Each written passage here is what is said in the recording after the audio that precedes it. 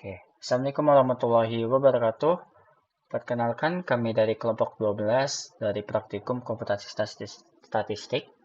Hari ini kami akan mempresentasikan hasil dari Praktikum Komputasi Statistik untuk modul 10. Saya sendiri, nama saya Novel Fahri dengan NIM 89. Oke, kita langsung masuk aja. Pertama-tama, jadi kan untuk materi modul 10 ini kan membahas mengenai bootstrap ya.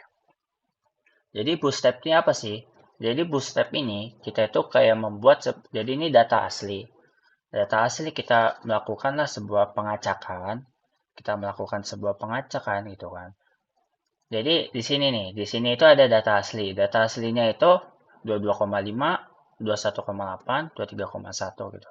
Nah, set sheet. Di sini set sheet. Set sheet ini apa sih? Jadi set sheet ini kayak data itu kayak kita tuh memastikan ataupun kayak jadi itu datanya itu kayak tidak berubah-ubah gitu loh. Jadi kayak set sheet ini berguna dalam Art Studio ini kayak biar datanya itu tidak terlalu rumit gitu lah. Nah, baru kita nih buat parameter bootstrapnya. Di sini n iterasi. N iterasinya maksud apa sih? Jadi bootstrap ini ya. Jadi bootstrap ini kan ada yang namanya. Jadi pada saat kita memiliki data asli, kita melakukanlah sebuah pengacakan, kan? Melakukanlah sebuah pengacakan. Misalnya pengacakan sebanyak 5. Nah, jadi pada saat bootstrap ini kita itu melakukan sebuah perhitungan. Nah, jadi di sini ada namanya iterasi. Nah, iterasinya ini uh, kita lakukan sebanyak 1000 kali gitu, kan 1000 kali gitu. Nah, n size.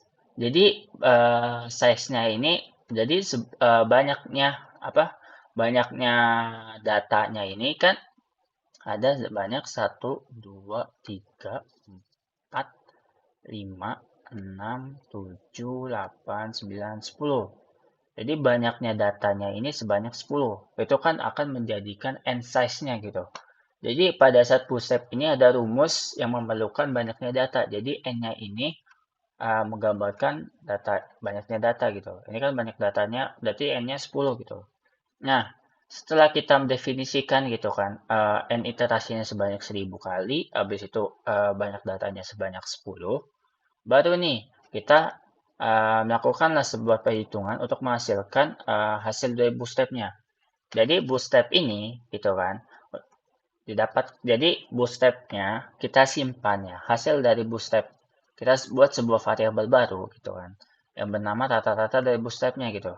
Yang didapatkan dari nilai numerik ya, nilai numerik dari setiap iterasinya gitu. Jadi untuk setiap i di dalam 1 sampai n iterasi. Jadi dimulai dari 1 sampai iterasi ke 1000 gitu kan. Nah, akan disimpan gitu untuk mendapatkan nilai dari rata-ratanya gitu loh. Nah, untuk sampelnya itu kan didapatkan dari size-nya. Size sama dengan n size. Jadi banyaknya datanya gitu.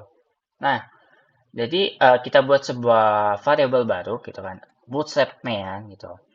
Bootstrap main ini didapatkan dari rata-rata dari sampelnya. Sampelnya itu jadi tiap iterasi kan memiliki sampel-sampel gitu yang baru gitulah. Nah, baru nih setelah kita menyimpan hasil dari bootstrapnya, baru kita hitung nih nilai dari interval kepercayaannya. Maksud dari interval kepercayaannya, jadi pada saat bootstrap ini kan ada nanti bakal ada hasil dari upper bound-nya dan juga lower bound-nya gitu. Jadi untuk upper bound itu interval atasnya itu kan untuk ininya kan bootstrap tata-tatanya kan kita kuantilnya itu sebanyak 0,975. Sedangkan untuk lower bound-nya ini didapatkan 0,025 gitu. Nah, baru ini kita bisa dapat nih. Kita lakukan print, didapatkanlah rata-rata dari bootstrap yang datanya ini itu sebanyak 22,72 gitu. Didapatkan dari penjumlahan ini dibagi dengan banyaknya data gitu. Nah, baru kita hitung nih, kita dapat nih interval kepercayaannya itu sebanyak 95% untuk rata-rata 22,28,23,14. Nah, ini tuh data rata-rata ini didapatkan setelah 1000 kali iterasi. Oke, misalnya saya ganti ya. Misalnya untuk iterasinya mungkin sebanyak 90 aja. Nah, di sini akan berbeda gitu kan. Nilai dari rata-rata pada iterasi ke-90 gitu. Itu sebanyak 22,36 dan juga 23,09. Jadi begitu teman-teman. Oke, kita lanjut ke teman saya. Terima kasih. Assalamualaikum warahmatullahi wabarakatuh. Halo semuanya, perkenalkan nama saya Oktavia Nurwenda Puspitasari dengan NIM 122450041. Di sini saya akan melanjutkan codingan dari teman saya dan saya akan mempresentasikannya. Sebelumnya saya izin share screen terlebih dahulu.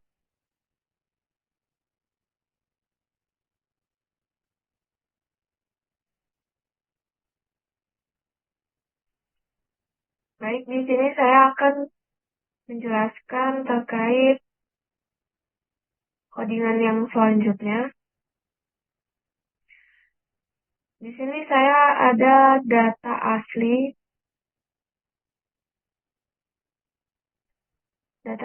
di mana di sini ada data X dan data Y. Data X itu ada 150, 160, 170, dan 180, 190, dan 200. Dan data Y-nya dapat dilihat 50, 60, 65, 75, 80, 90. Nah, di sini terdapat sheet yaitu 1, 2, 3, di mana sheet itu memastikan hasil bootstrap dapat direproduksi. Nah, untuk parameter bootstrapnya itu ada fungsi and interaction kurang dari 1000. Di mana ini kita menentukan jumlah iterasi bootstrapnya yaitu 1000 kali. Terus ada n size-nya, n size length-nya itu panjang data asli, di mana kita akan menyimpan hasil bootstrap menggunakan fungsi bootstrap slopes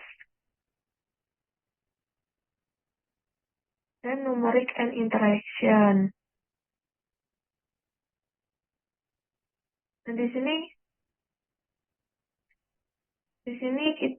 di sini melakukan perulangan yaitu for in iteration.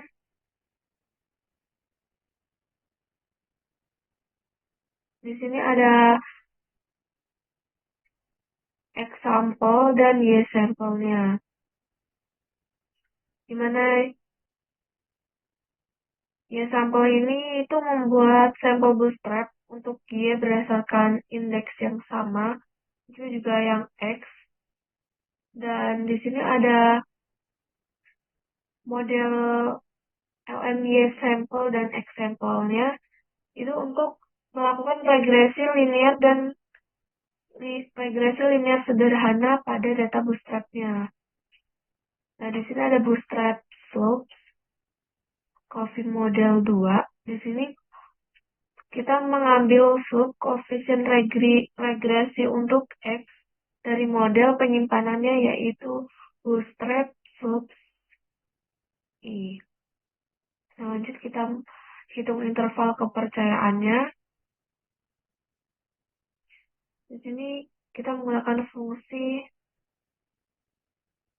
lower bound sama quantile ini. Kita itu menghitung batas bawah interval 2,5%, sedangkan yang ini menghitung batas atas interval 97,5% persentil. Lanjut kita lihat ya outputnya yaitu di sini kita mendapatkan koefisien regresi data asli yaitu 0,77 dan interval kepercayaan 95% untuk koefisien regresi 0,70 dan 0,82. Itu presentasi dari saya. Sekian, terima kasih.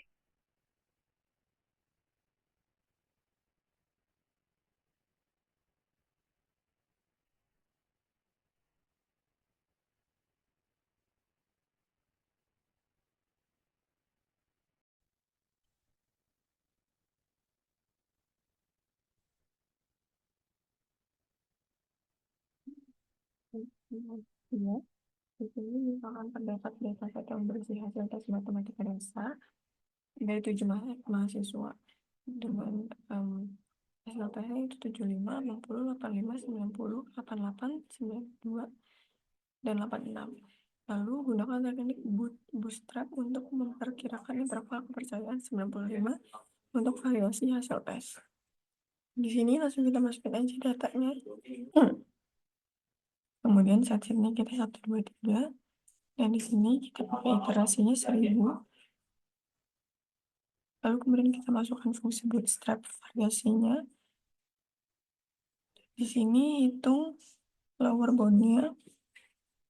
Di sini kuantilnya kita pakai 0,025 dan 0,975 karena selang kepercayaannya kan 95%, berarti artinya itu 0,95. Berarti di sini 0,975 dikurang 0,025, yaitu 0,95. Kemudian langsung aja kita print outputnya. Di sini kelihatan hasilnya bahwa variasi data aslinya itu 34,81. Lalu di sini kita mau ngeprint interval kepercayaan 95 untuk variasinya.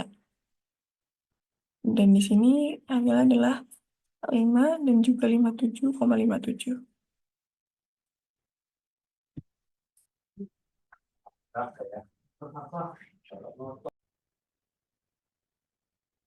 Assalamualaikum warahmatullahi wabarakatuh.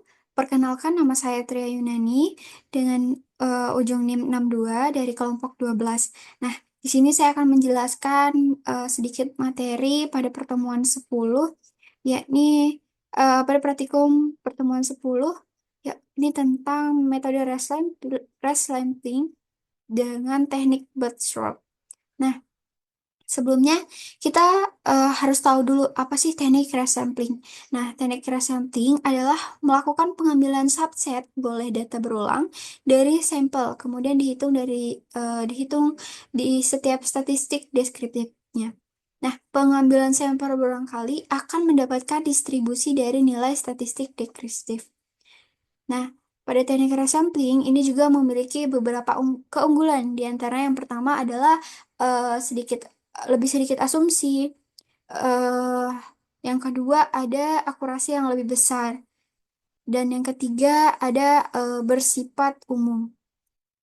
Nah, pada teknik resampling juga ada yang namanya teknik bootstrap dan teknik jackknife. Nah, kedua teknik ini dapat digunakan ketika pertama kita ingin menurunkan model statistik deskriptif. Kedua, eh, model statistik yang terlalu rumit. Ketiga, model yang mungkin tidak cukup valid. Dan yang keempat, ukuran presisi yang akurat dalam model statistik hanya dimungkinkan dengan besaran N. Nah, sebelumnya pada pertemuan 9 kita sudah membahas tentang teknik jackknife. Nah, pada pertemuan ini kita akan berfokus pada teknik resampling, yakni bootstrap. Nah, apa sih sebenarnya metode bootstrap?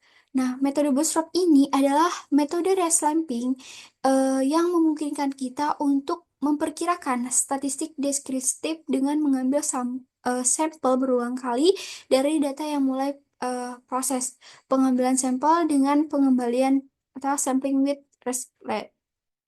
Nah, langkah-langkahnya yang pertama adalah ambil sampel dari data asli, hitung statistik dari sampel bootstrap, ulangi proses, dan analisis deskriptif.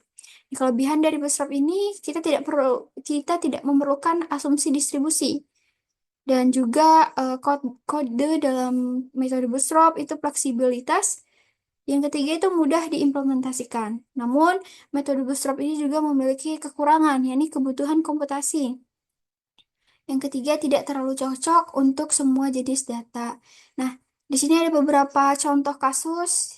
Ada contoh kasus 2, contoh kasus 1, kasus 2, dan contoh kasus 3 yang mungkin akan dijelaskan dengan teman saya. Sekian dari saya. Terima kasih.